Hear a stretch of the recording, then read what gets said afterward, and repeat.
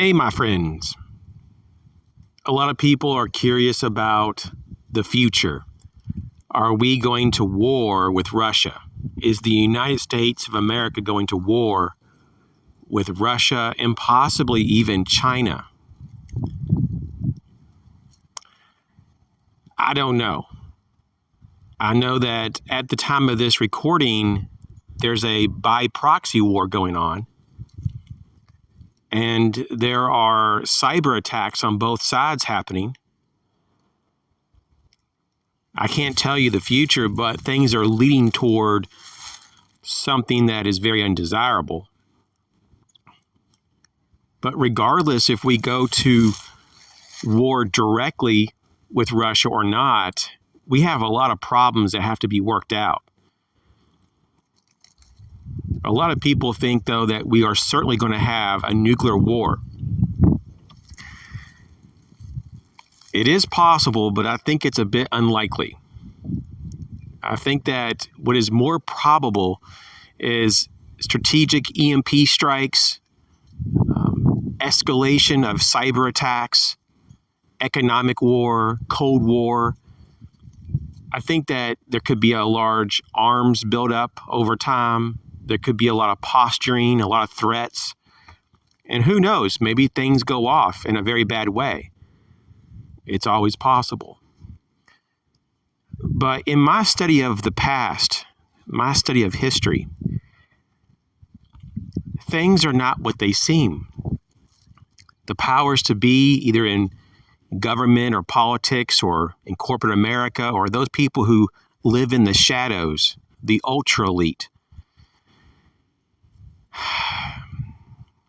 the deep state individuals, those who are possibly in real control of a lot of this stuff, they typically play both sides. They typically are the ones funding both sides of the conflict.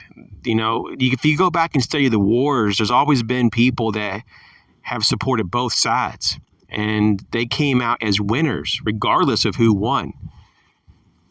A lot of things are planned way in advance. And so people like you and I are not in the know. We're not in the club, so to speak. So instead of worrying about how things are going to play out in detail, what you can do is get your house in order. You can do things for yourself and your family now to just be more prepared overall. And if there is a nuclear war, well, you'll be better at responding to that threat than if you were not prepared. Now, you can certainly prepare for specific things, and a lot of preppers do. A lot of preppers have like a handful of things that they focus on. I do know of a few preppers that only focus on one thing.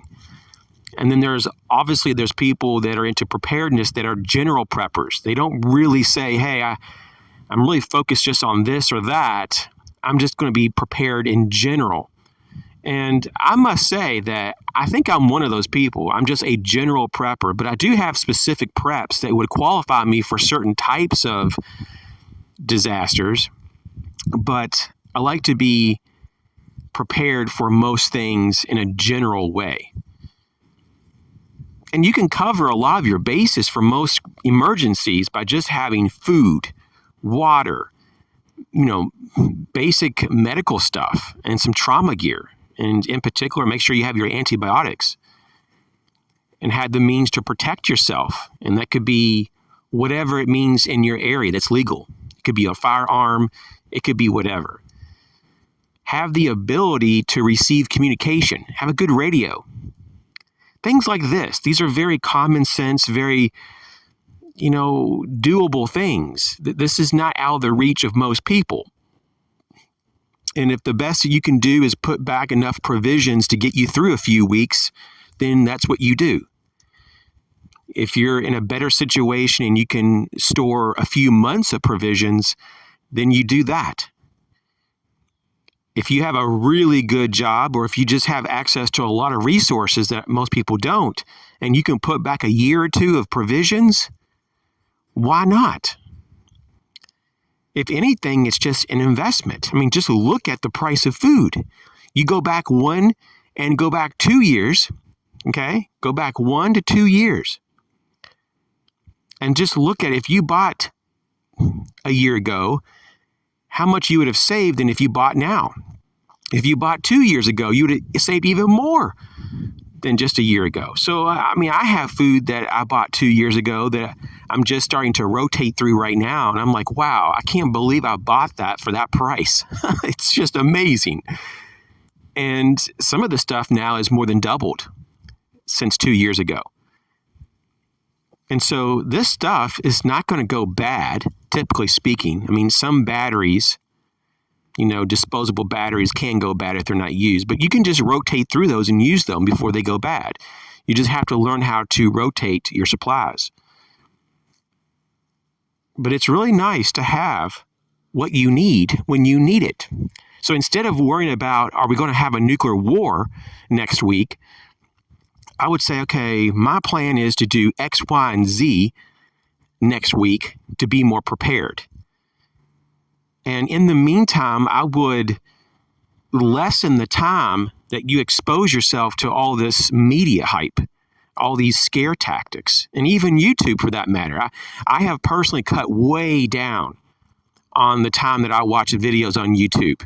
And instead, I've been doing things that are more preparedness related. And so that's up to you how you want to live your life. But I'm just suggesting, though, to be more active than just reactive and passive. You want to be very much proactive here. So this is all very common sense, but start with your essentials and then work out, into or branch out into specifics. If there's certain things that really, really concern you, then you would work on that after you have all your basics covered. And just take your time, okay? Don't overwhelm yourself. Write it all out. This is what I did years and years ago when I first got into all this. I had a notebook is what it was. It was a college rule notebook. And I just dedicated that notebook to preps, just different things, supplies. And I just wrote out a master list. I mean, this master list was it was quite the overwhelming thing to look at. It was multiple pages, and I had all these notes of where I could possibly get this stuff and the cost of these things, and I had running totals for each page, and then I had a grand total at the very end. I mean, it was crazy. And then I look back now, and I'm like, whoa, not only did I get all those things, but I've even surpassed all that now, and I'm way beyond. And it's like, wow, how did I do that? Well, the way I did it was I just kind of chipped away over time. Every week or two, I would just get a few things on the list, and I kept chipping away at it. And after a number of years, there was nothing left on the list, and I had to create a new list. I updated the list. And that's something that I want you to think about is, what do you really need now? And then down the road, what do you really ideally want to have so that life would be comfortable and that you'll have a good chance to be able to thrive. We want to thrive. We don't want to suffer.